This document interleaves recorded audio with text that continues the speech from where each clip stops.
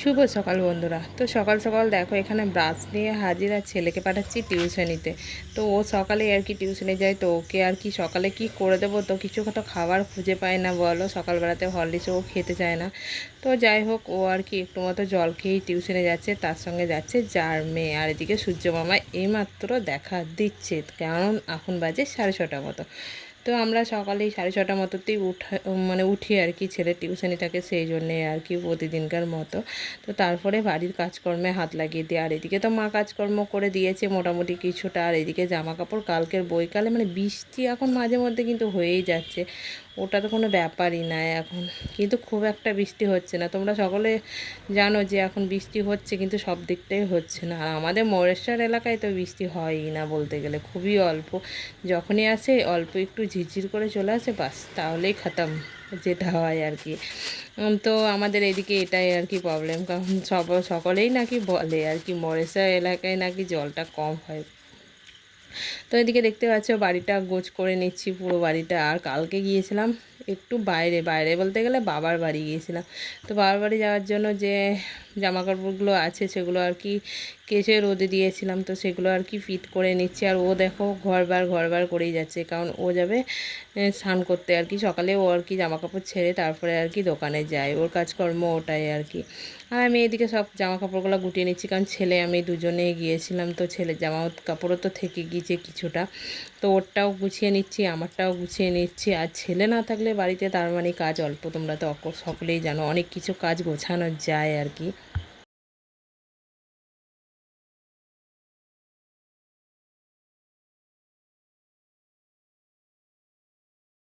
তারপরে দেখো বিছানাপত্র সব কিছু গুটিয়ে নিলাম।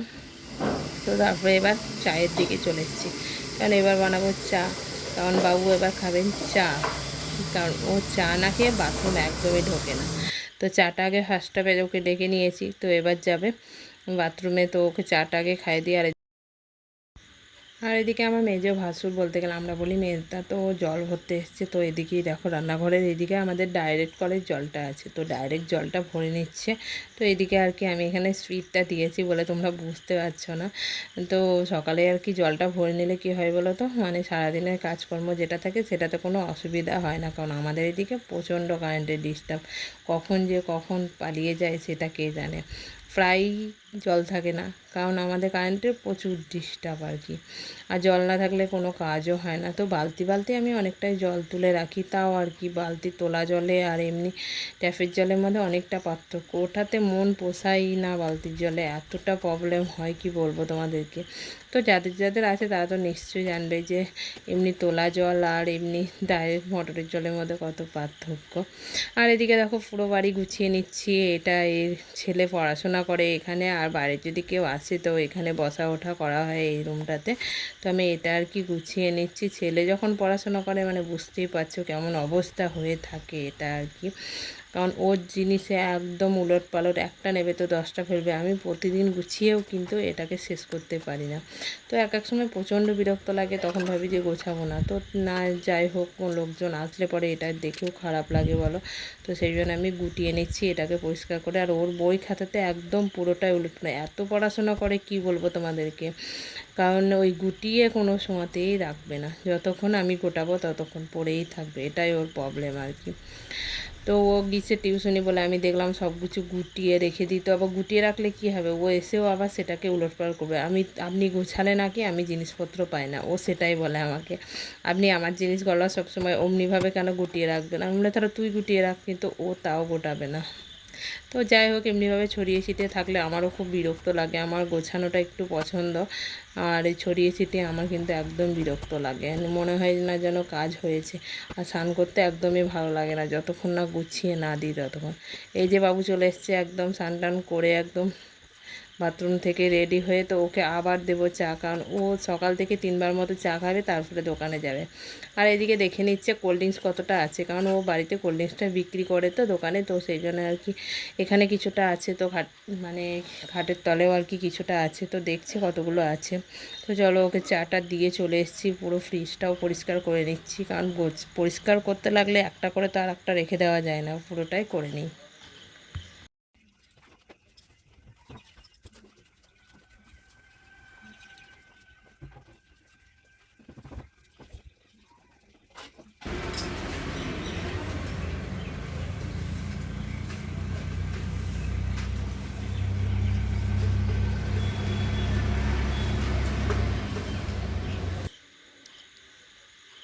বাড়ি পরিষ্কার মানে বুঝতেই পারছো, পুরোটা উলটপালট সবগুলোই গুছিয়ে নিচ্ছি। আমাদের রুম, মাদের রুম, এটা হচ্ছে মাদের রুম। তো মাদের রুমটাও যে মানে পরিষ্কার করে নিচ্ছি হাত দিয়ে আর কি, সব কিছু পরিষ্কার করে নিচ্ছি। তো তারপরে আমি যাব স্নানে, কারণ ঘর দুয়ার পরিষ্কার করলে পুরোটা ঝাড়ঝুড় দিয়ে তারপরে গেলে পরে কী বলো তো, মানে রান্নাবান্নাটা করতেও ভালো লাগে। তারপরে আবার রান্না করতে করতে এগুলো করো, এটাও খুব অসুবিধা লাগে। আর এদিকটা উলটপালট হয়ে আছে বলতে গেলে, এদিকটায় খরগোশ থাকে, তো খরগোশটা বাইরে চলে আসতে দিই, ওটা মানে বাড়িতে আর কি পায়খানা করে দেয় বলে ওদেরকে ভালো লাগে না।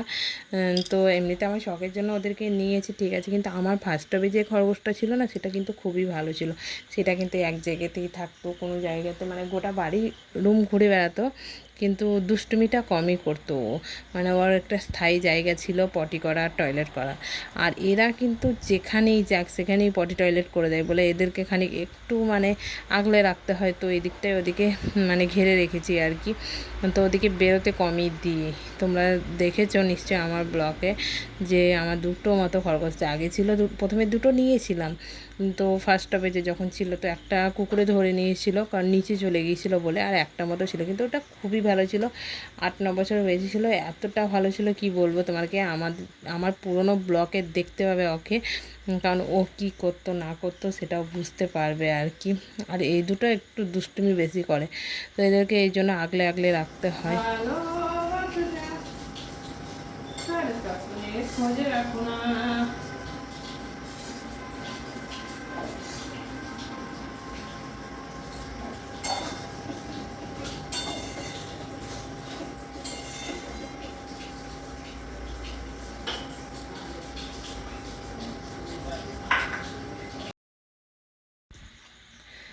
তো তারপর তোমাদের সঙ্গে গল্প করতে করতে দেখো আমি এদিকে স্নান করেও চলে এসেছি। তো স্নান করে চলে এসে এদিকে রান্নাবান্না করে দিচ্ছি। আর এখানে না আজকে মাথাতেই যে পুরোটা চান করছে। এখন গরমের দিন প্রতিদিন মাথায় না চান করলে একদম মাথাটা একদম ধরে থাকে, ভালো লাগে না। তো প্রতিদিনই এখন মোটামুটি মাথাতে চান করে, আর শীতের সময় করলে একদম সহ্য হয় না। তো এদিকে মোটামুটি রান্না কিছুটা মনে হয়ে গিয়েছে, কারণ আজকে অল্প স্বল্প রান্নাই হবে আর কি। তো কী কী রান্না হচ্ছে সেটাও দেখাবো তোমাদেরকে, অল্প স্বল্প রান্না। তো তোমরা দেখতে থাকো কি কি রান্না করি, লাস্টে তোমাদেরকে সেটাও শেয়ার করব। তো আজকে রান্নাতেই ব্লগটা শেষ করব। তো দেখো এদিকে মোটামুটি রান্না হয়ে এসছে, আর মা তো সবজি প্রতিদিনই কেটে দেয় আমার জন্য, রেডি করেই রাখে আর কি।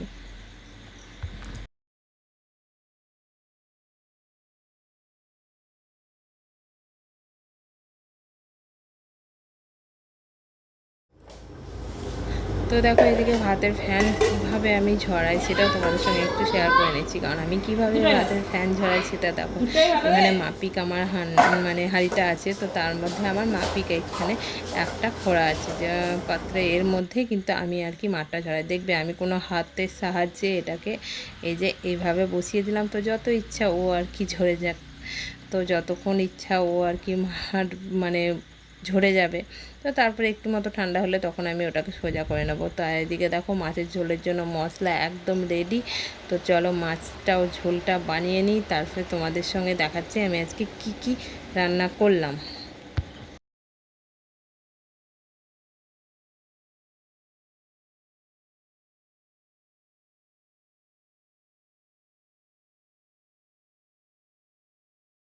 তো দেখো আজকে আমার রান্না কতগুলো করেছি: ছোটো মাছের টক, আলু সিদ্ধ, পোস্ত, আলু ভাজা, এখানে ধনেপাতা বাটা, ডিম সিদ্ধ করে ভাজা, মাছের ঝোল, আর কী কী আছে আমি নিজেই বুঝতে পারছি না।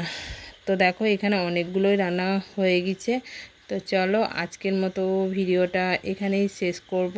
তো আমার আজকের ছোট্টখাটো ভিডিও তোমাদের কেমন লাগলো, আর আমার আজকে রান্না কতগুলো মেনু সেটা আমাকে বলো। তো তোমরা কমেন্টে নিশ্চয়ই বলো আমার আজকে রান্নার কতগুলো মেনু হয়েছিল, আর কি কি হয়েছিল মোটামুটি কিছুটা বললাম, আর তোমরা নিশ্চয়ই কমেন্টে বলো। তো চলো টাটা, ভালো থাকবে সবাই, সুস্থ থাকবে। আবার কালকে আসবো নতুন একটা সুন্দর ব্লগ নিয়ে।